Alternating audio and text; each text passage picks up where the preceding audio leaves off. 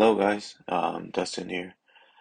For this episode, I'd like to share one of my photo books from my collections. Not only taking photographs, but I really enjoy looking through the photo books as well. Um, it's an introduction video, nothing too deep, just scratching the surface. If you want in-depth information about the book, I'll write a separate note on the detail and you can go from there. So the first book that I want to share with you guys is called NOMAD from a photographer named Kwon Taegyun. He's a Korean photographer born in the 50s, and the book consists of a collection of his works from the early 80s to late 80s in black and white. He took most of the photographs in the southern side of Korea, traveling places like Gyeongsangnam-do and Jeollanam-do province. And in the southern side of Korea back then, it wasn't booming with industrialization like Seoul was. So you see a lot of the countryside scenes in his photographs.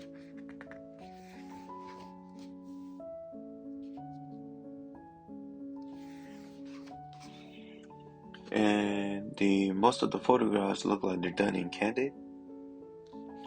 Some posed. He probably asked their permission to take their photographs.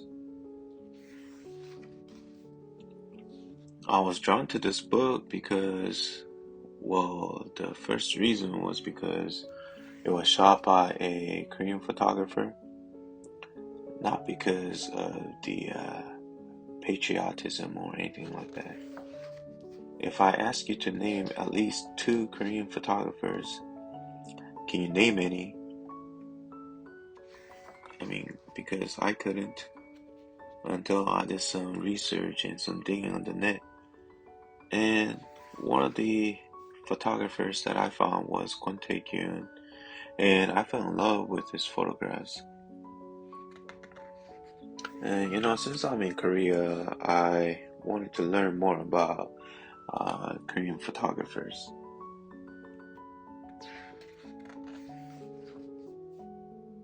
And the second reason was because it was from the 80s. Just a quick summary of what was going on in Korea in the 50s and the 80s. After the end of the Korean War in the 50s, Korea was recovering from the war and poverty. Like dictatorship to industrial revolution to democratic movements and etc. Koreans were going through major changes in their lifestyle, and people were busy adapting and surviving. And their priority was to make money and put food on the table. And back then, not many people took photography seriously. And that's why Korean photographic history is very inconsistent. And to see a significant body of photographic work done right in the 80s is a rare thing to see, because Korea's economic development happened so rapidly. People also developed a bad habit of replacing old things to new. And that's why these photos hold more value to my heart.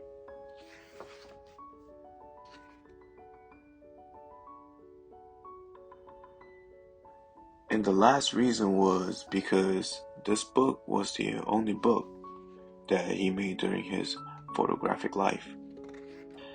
From the stories that I've read, he had just signed his contract with a major publisher in Korea to make his first book. But he had abruptly passed away from a heart attack before even seeing his books printed. So this was his first and the last book.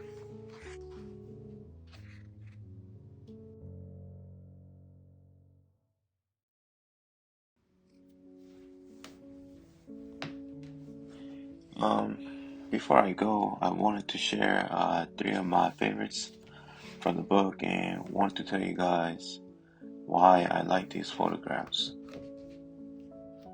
So this is the first photograph.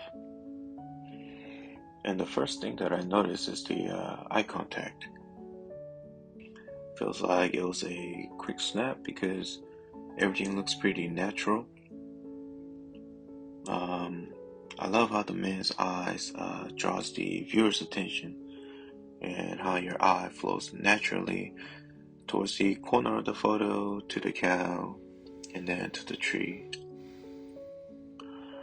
Besides the cool fedora, I really like how the background plays out. With the thick fog creating this mood.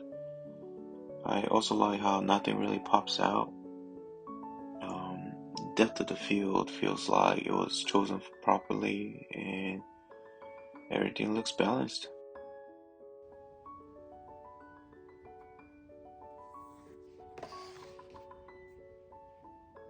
The second photograph that I chose was this old school cafe photo. Back in the days, cafes were called tabang in Korea, and they served various teas to instant coffee and small desserts. Most of the restaurants and the public transportations back then, you were actually allowed to smoke. Some cafes even had DJs playing in the back. Anyways, the mood of this photo is just perfect. It works for me. I mean, if I was there, I would have done the same thing, which was to take the photo. I really love how the light is shining through the window from the right, creating that texture on the smoke. You can even almost taste the atmosphere of this place. It's really great. I really like the details, especially the posters in the back. It really draws my attention because back then, goods from America was very popular in Korea. Yeah, loving the old school cafe vibe and the mood. It's very cinematic.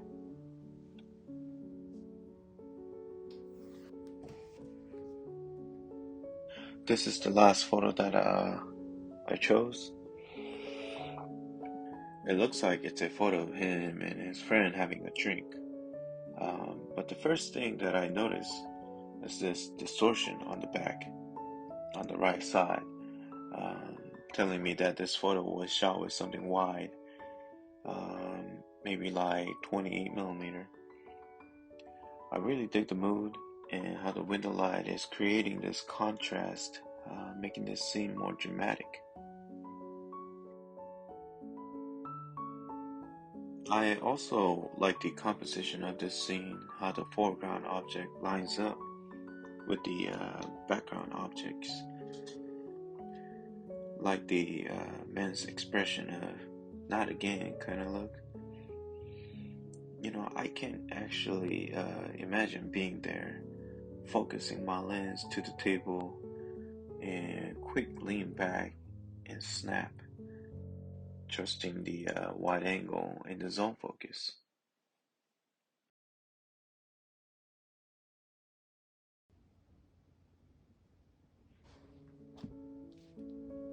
And lastly,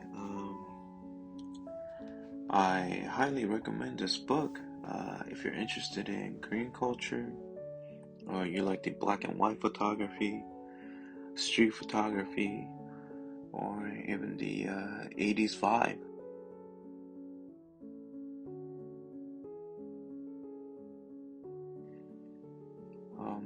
And that's it for today's video.